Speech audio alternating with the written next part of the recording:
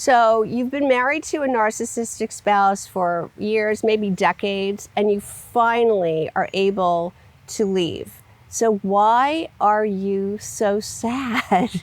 This is what you've been wanting for so long, but you are grieving.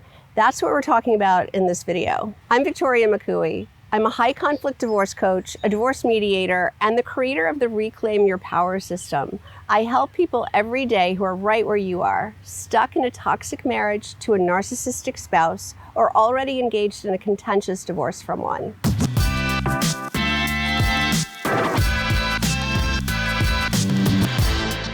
All right, so all this time you've been trying to figure out how to do this, how to get away from this narcissistic spouse, how to engage in a divorce, and you're finally there, and now you're so sad. What is going on? It's normal. You are processing through the grief because divorce is a death. Even if it's what you've been wanting for a long time, it is still the death of your marriage. It's the death of a dream you had. And you have to process through the 5 stages of grief, just like you would for any other death. So let's talk about what that looks like so you understand that this is completely normal and it's not going to last forever. The first stage is denial, right? Even if you've been wanting it, planning it, you might still go into denial that it's actually happening. It's a very big deal and it's hard to come to terms with. This is probably a shorter period of time because you probably went through a lot of denial already when you were realizing that your marriage was not what you thought it was, or that your spouse wasn't what you thought he was. So you've probably processed through a lot of the denial already, but there may still come a little bit when you realize this is for real. The second stage is anger. You get so mad. You want to rage, you want to kick and scream and hit someone. Why? Because you've wanted this, you've planned for this. But when it actually comes down to it happening, you get so mad that this had to happen to you, that your husband had to be a narcissist, that your life didn't turn out the way you thought it was, your marriage isn't what you thought it was. Why me? Why did this have to happen? You get so angry. But it doesn't last forever. The third stage is bargaining. You start making deals like, well, if he would just do this, then that would make it okay. Or you might make a deal with God, and God, if you just make him not be this way, I'll do whatever.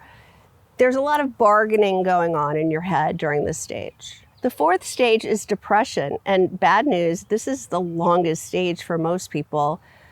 Your body is exhausted. You've gone through so much for so long. You've been in the denial stage. You've been in the anger stage. You've been in the bargaining stage.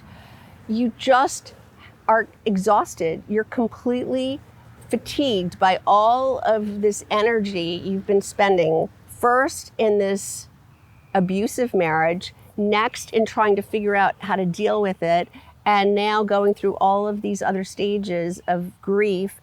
Yeah, you just get so depressed at how exhausting this all is. But the good news is, when depression finally ends, you go into the acceptance stage.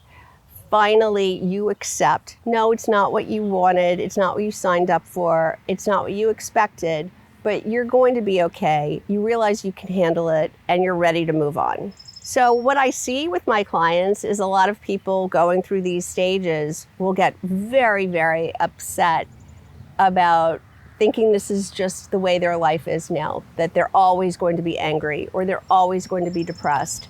And that's just not the case. You're going to move on. You're going to feel better at some point. We just don't know when. So here's a trick. If you study this like you're a scientist and you take data and you chart how you're feeling on each day, and you see yourself moving through these different stages, and just look at it very clinically, like how long each of these stages is lasting for you.